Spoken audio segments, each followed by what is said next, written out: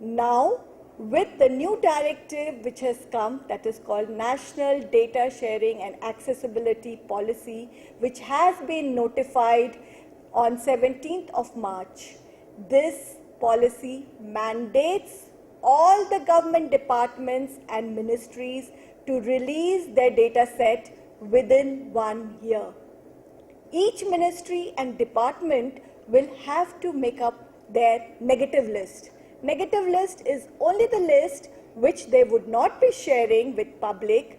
It's not because they do not want to divulge those facts. It would only be something which is very, very confidential, or which will be of security, which would be breaching the security of the nation or the department, something confidential, raw data or things like that of police and sensitive movement of the army would not be released. Otherwise, all other data would not fall in this negative list.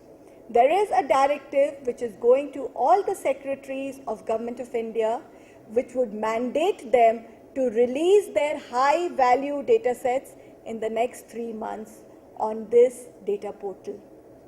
Once these high value data sets, initially they would be releasing 5 such high value data sets, and down the line in next 1 year, all the data sets would be released on this data portal in an open format.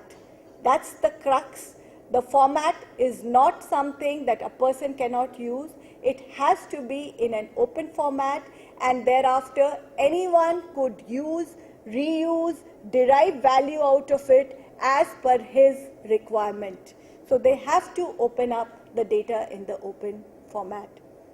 And this would definitely increase the transparency, accountability of the government, and involve citizen participation in working, in developing innovative apps, in rating these data sets, in forming community around the data sets. A community of specific interest, topic or sector would be eventually formed, and a lot of innovation platform would be made available for the academicians, for the researchers, for the developer community.